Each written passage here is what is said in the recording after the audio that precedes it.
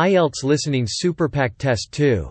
You will hear a number of different recordings, and you will have to answer questions on what you hear. There will be time for you to read the instructions and questions, and you will have a chance to check your work. All the recordings will be played once only. The test is in 4 sections. At the end of the test, you will be given 10 minutes to transfer your answers to the answer sheet.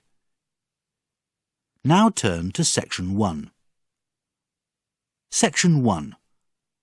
You will hear a telephone conversation between a customer and a sales representative who are discussing hiring a moving truck. First, you have some time to look at questions 1 to 10.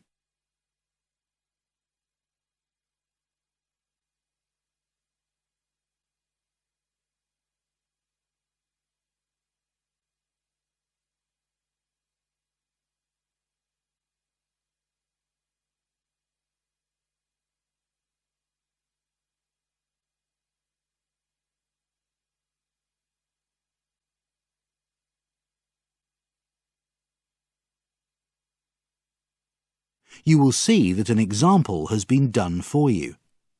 On this occasion only, the conversation relating to this will be played first.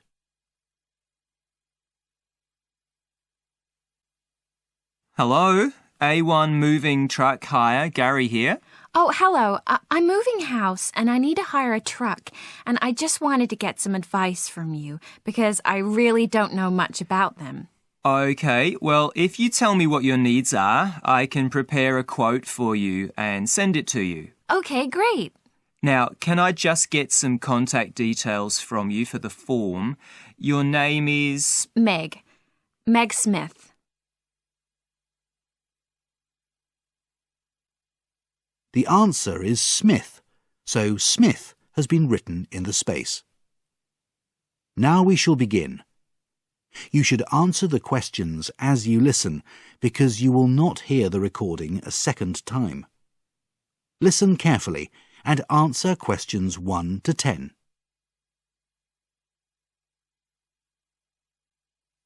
Hello, A1 Moving Truck Hire, Gary here. Oh, hello. I'm moving house and I need to hire a truck, and I just wanted to get some advice from you because I really don't know much about them.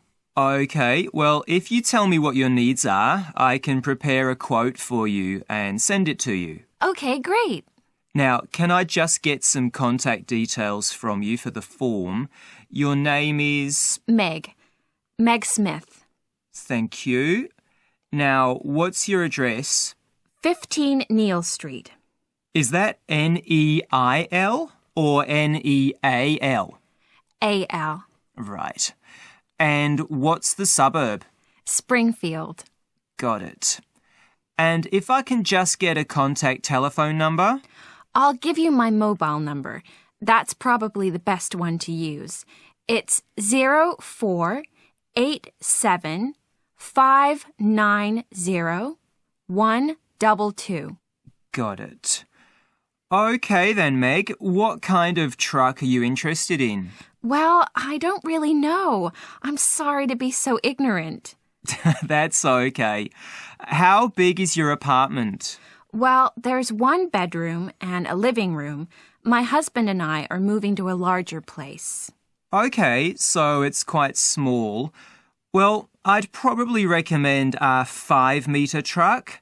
It's suitable for 3 or more rooms and is our most popular model. That sounds good, but we haven't got a lot of money. I'm looking for the most economical option. Okay then. Well, there's also the 4-metre truck. It's better for a studio apartment, but you could probably fit your things in it if you haven't got too much stuff. Well, that one will probably be okay, I think. Okay, I'll put that down in the quote. How much is that one, by the way? It's $24 an hour. I see. Well, that's not too bad. I thought it would be at least $30, and I didn't want to pay more than $200 for the day. Does that price include petrol too? Yes, the truck will have a full tank, but that price doesn't include the deposit. That's $100, but you get that back when you return the truck. Oh, I see. Now, we do offer some additional optional extras. Would you like to hear about them? Sure. Well, you can choose a truck with a tow bar, so you can tow a trailer with additional items. And we also offer trucks with air conditioning. Sounds good. I don't really feel confident about driving with a trailer, but the air conditioning might be good. Yes, it can get pretty hot here. I'll put that down then. Now, you said that you live in Springfield, but where are you moving to? Our new apartment is on the other side of town, in Barkmere. Barkmere? How do you spell that? Oh, it's Barkmere.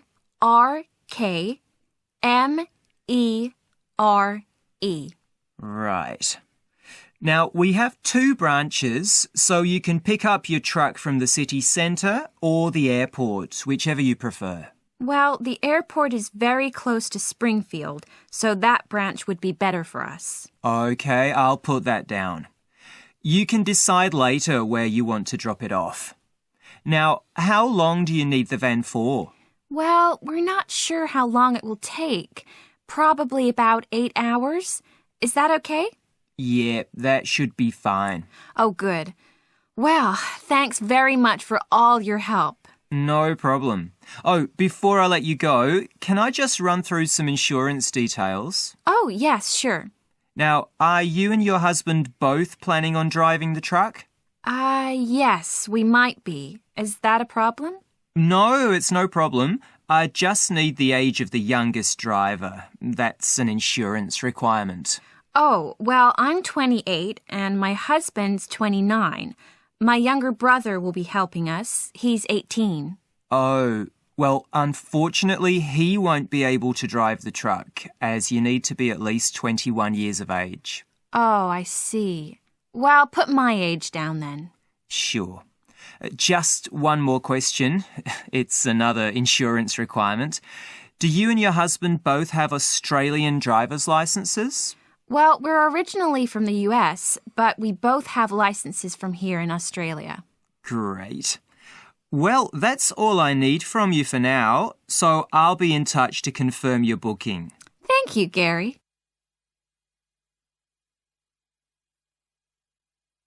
That is the end of section 1. You now have half a minute to check your answers.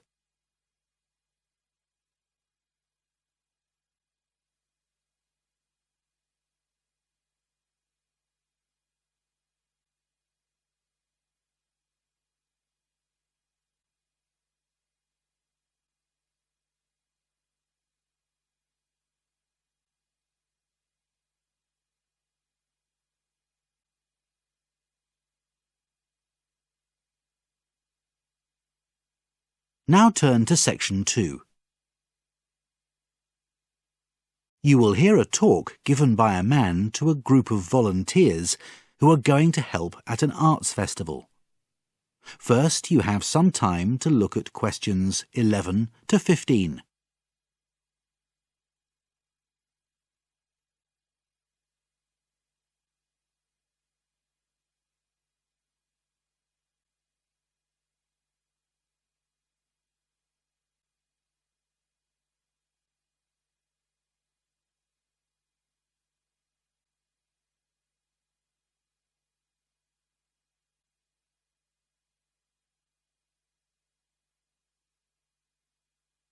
Now listen carefully and answer the questions 11 to 15.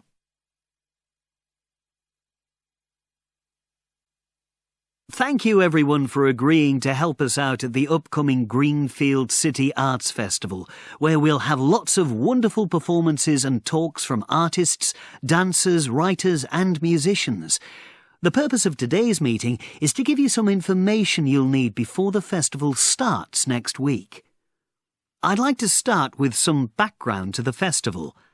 As you may already know, it has a very long history. It's not quite as old as the Blacktown Arts Festival, but still, after 20 years, we have a very good reputation both here and overseas. In fact, we were the first festival to invite artists from other countries to speak to our audiences. This is common practice now at festivals, but it started here.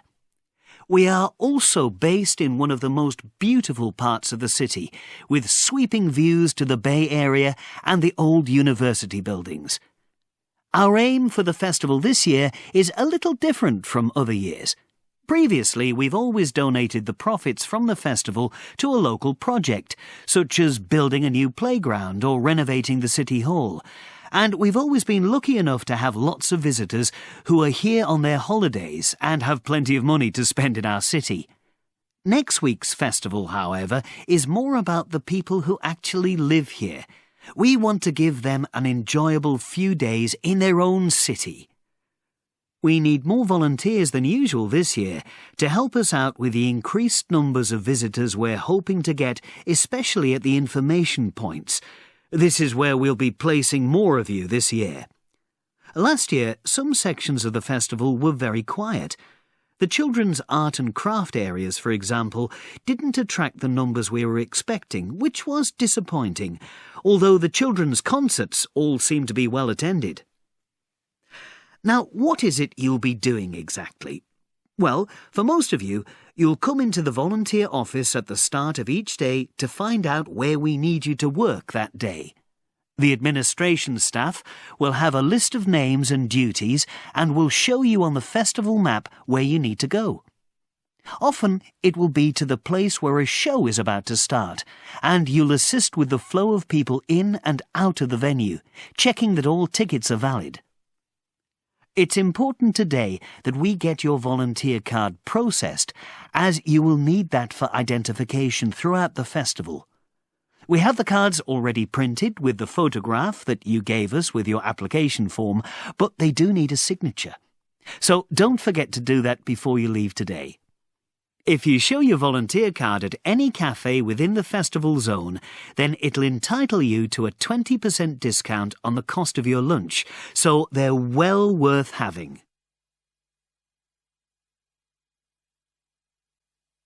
Before you hear the rest of the talk, you have some time to look at questions 16 to 20.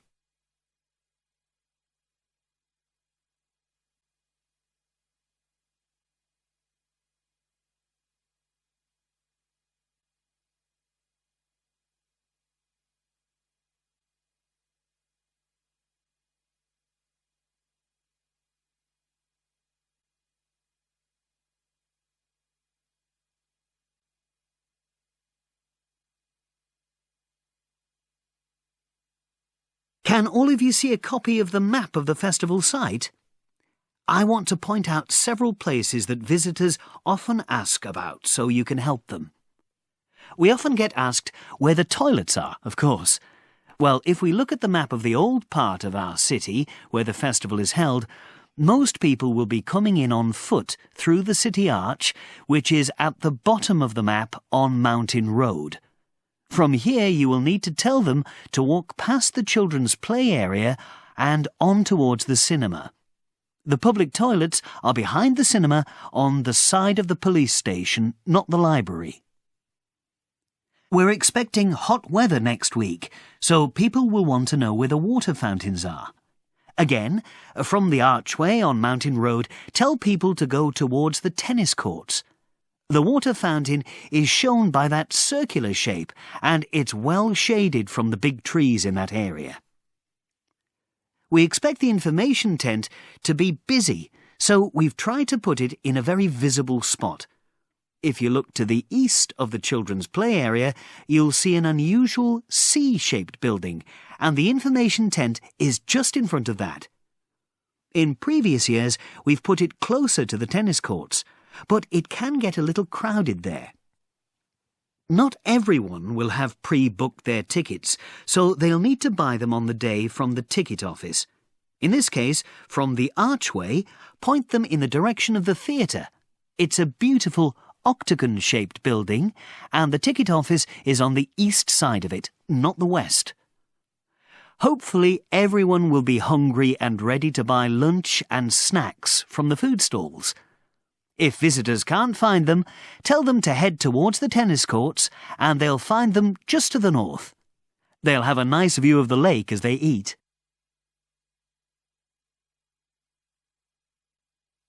That is the end of section 2. You now have half a minute to check your answers.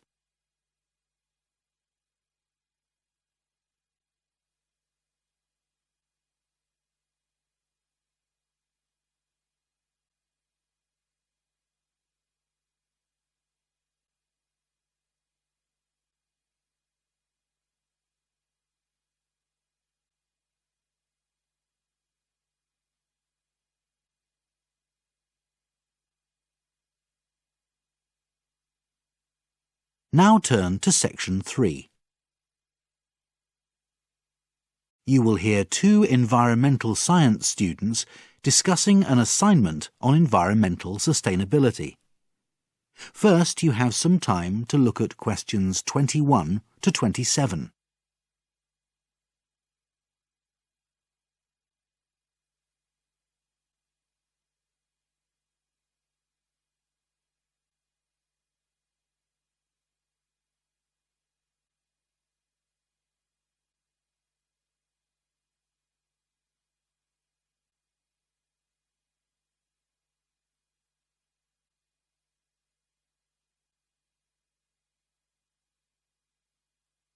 Now listen carefully and answer the questions 21 to 27.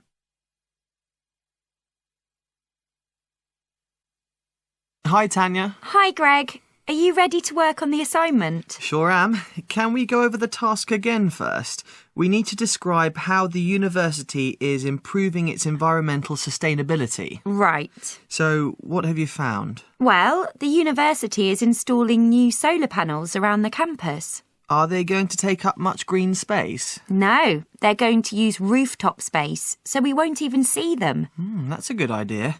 It must cost a lot. Yes, £7.75 million, apparently. That's the main drawback with solar. It's the large initial investment that's needed. Yes, but fortunately the government is contributing some of the funding. So, how does this programme make the university more environmentally friendly? Well, I guess because the electricity comes from the sun, not from coal-fired power stations. And I suppose the cost of power goes down too? Yes, the university can save some money that way. I think the real advantage is that it allows the university to collect some interesting data on renewables like solar power. Yes, you're right. So, what else have we got?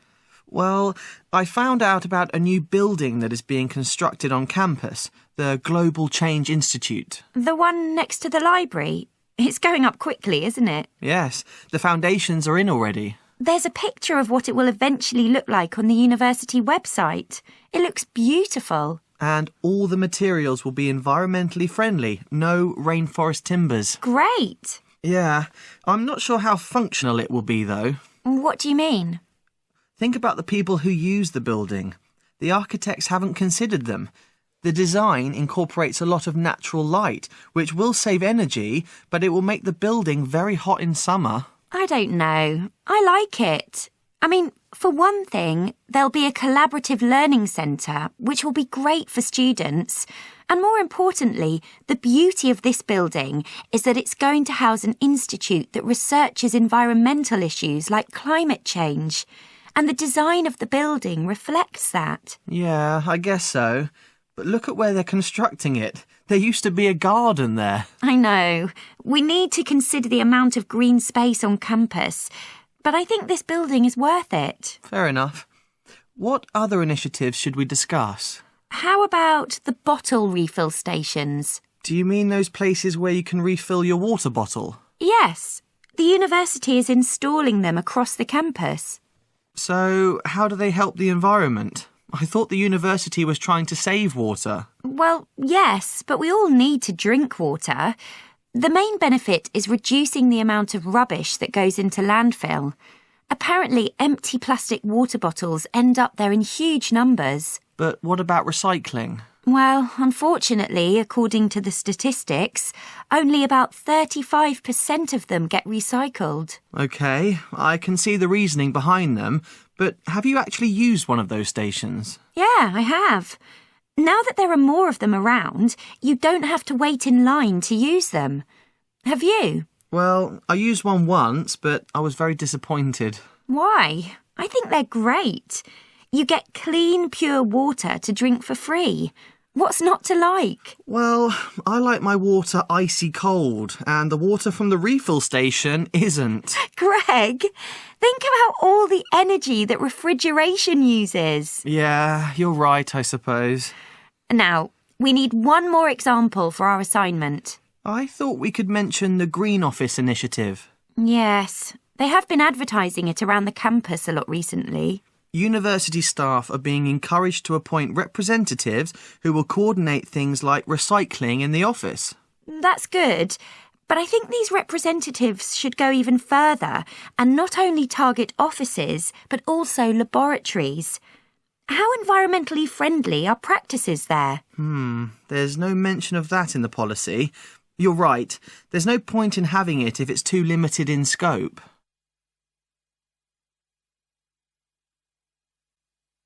You now have some time to look at questions 28 to 30.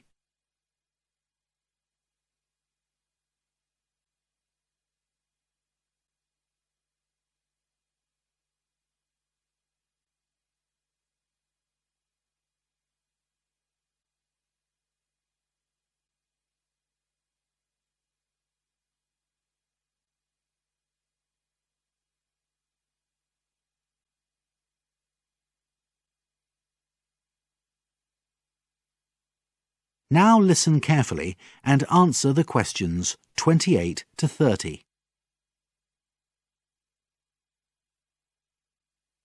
Now, we should include a summary of the progress of the sustainability programme, don't you think? Yes, let's go through it step by step. It all started with a decision by the university management to do something about sustainability. They needed some broad goals, so they formed a steering committee to come up with a plan. Now, I know one of the first obvious changes they made was to revise the design guidelines for any new buildings to be constructed on campus. That's right. The student body is expanding, so they couldn't afford to delay on that. What they needed next was someone who could take responsibility for implementing all these policy changes. So they appointed an energy manager for the first time. Not a professor, but an administrator. It wasn't just administrative reform, though, was it? I mean, the university also made changes in the areas of research and learning, too. Look at the institute that they formed. That's true. There was a worldwide search for scholars to work there. They're now doing research that will make a positive difference. That is the end of section 3. You now have half a minute to check your answers.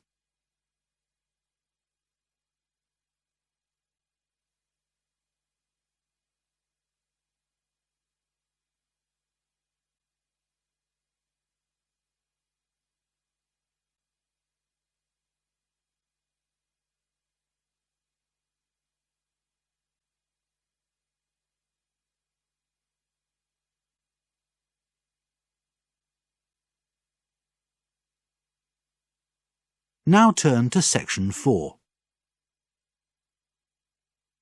You will hear part of a lecture given to marine biology students about a small fish that lives in the Australian desert. First, you have some time to look at questions 31 to 40.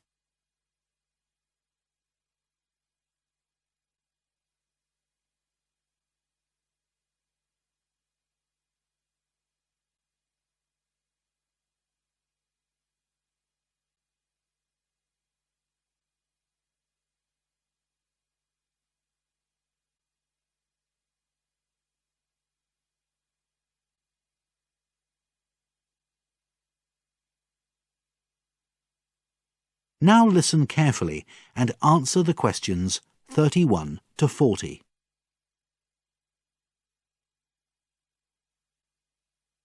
So let's talk now about an unusual type of fish that lives here in Australia, the goby fish. It's a colourful fish that grows to only about 6 centimetres in length. And while you might think that all fish are skilled at swimming through water with ease, goby fish can't do so easily. So how do they manage to move around?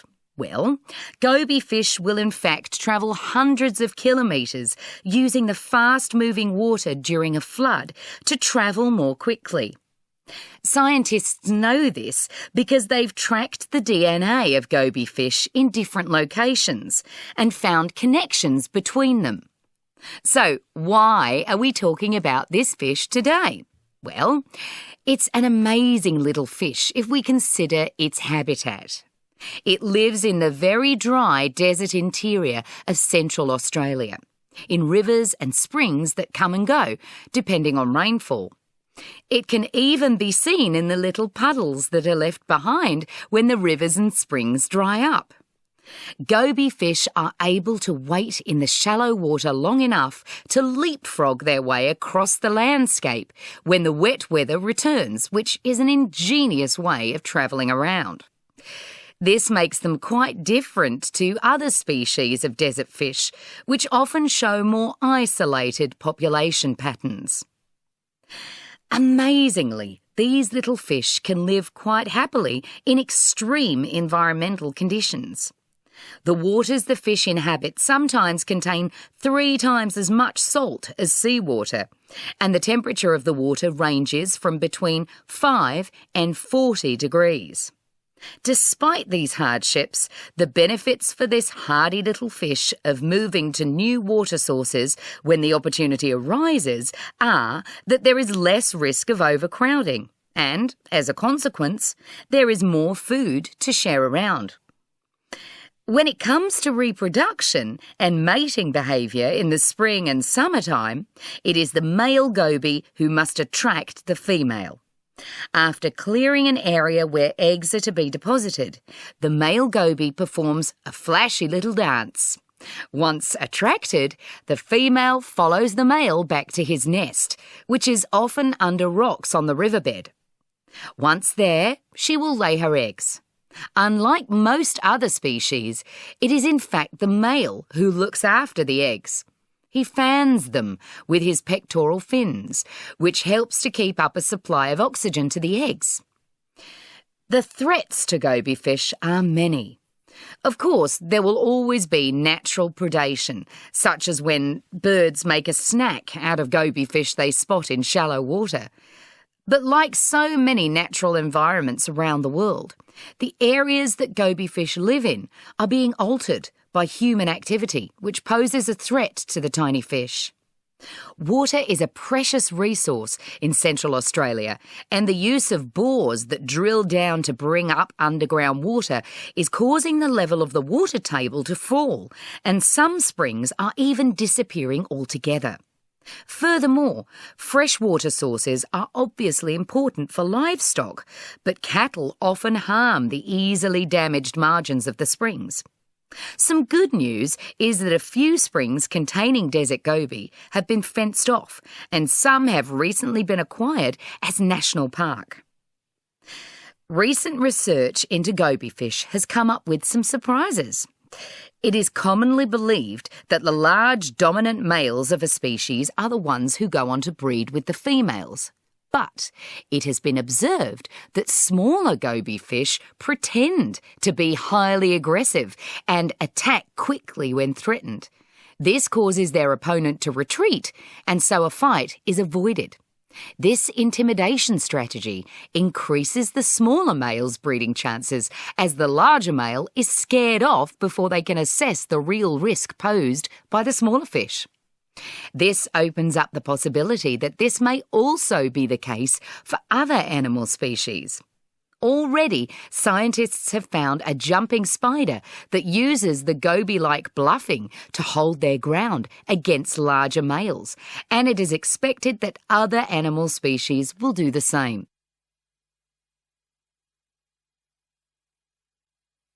That is the end of section 4. You now have half a minute to check your answers.